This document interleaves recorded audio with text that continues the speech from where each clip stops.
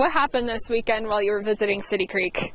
Okay, so basically I just had to return a rental car in downtown. I couldn't drop it at the airport because I had the rifle, and that was at 2:30 on Saturday.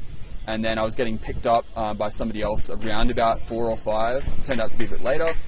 So in the between, I thought I'd go to the Starbucks in downtown, get a coffee, mind my own business, and then just get a lift basically. What ended up happening was I brought my rifle that I just bought a few days before. I disassembled it, so it was the upper and the lower separated. Magazine out, no round in the chamber. Barrel unfortunately sticking out of a small backpack that I kept in front of me, and basically ordered my coffee. Starbucks barista, looked at it a few times, just clearly nervous. I didn't say anything. Sat down, after a certain amount of time, can't remember, what I would call a tweaker, a homeless guy on some sort of drugs, came into that Starbucks, that coffee shop, and then started just going around to people. He ended up coming to me 3 times. I'm not sure what he said. He never saw the rifle barrel at any point. He was sort of making people uncomfortable. So I went up to that barista or the cashiers, and okay, I acknowledge I said the wrong thing. I don't think that I believe I didn't say anything illegal. I said what I was trying to do is basically get the police to come. I could have just called them myself, but I wanted them to call it because I do not understand why some of these shops in the US allow these type of people who I don't even know if he even bought a drink to be able to go into these shops and harass and annoy people. I mean, I'm not going to a Starbucks again, for example, not because of that. And then I said something else a bit later to make sure. I acknowledge I should have qualified it with if this guy starts threatening people. Okay, from my understanding, from what I think he didn't, but I just watched too many things where that's happened.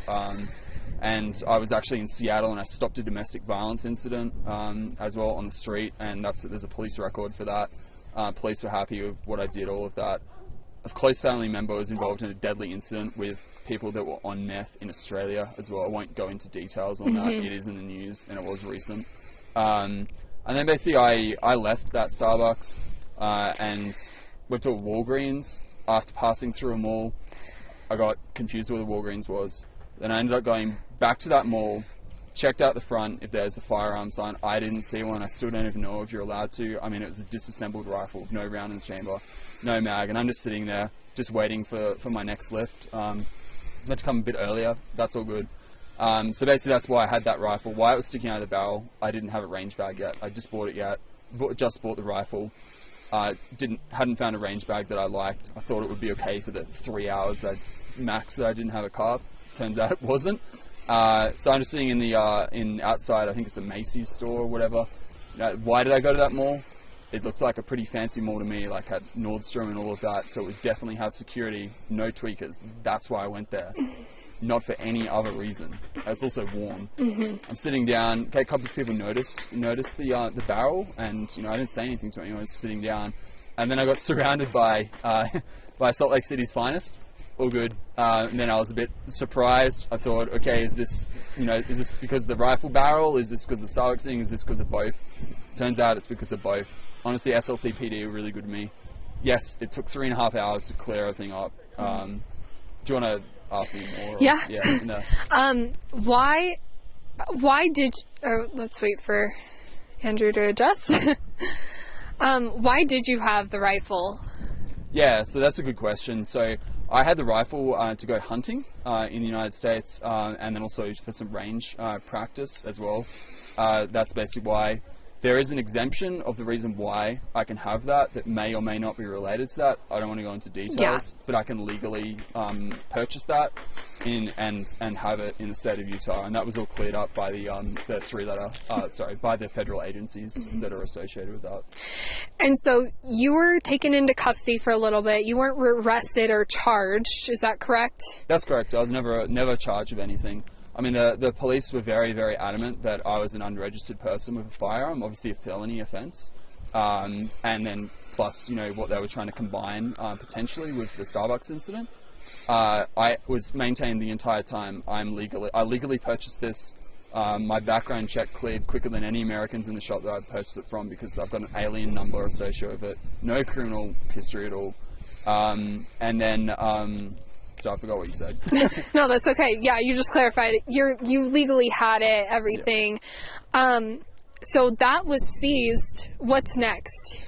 Yeah, so that was seized. So I was detained for 3.5 hours while it took them to clear that up. I don't know why it took that long. I don't want to go into that.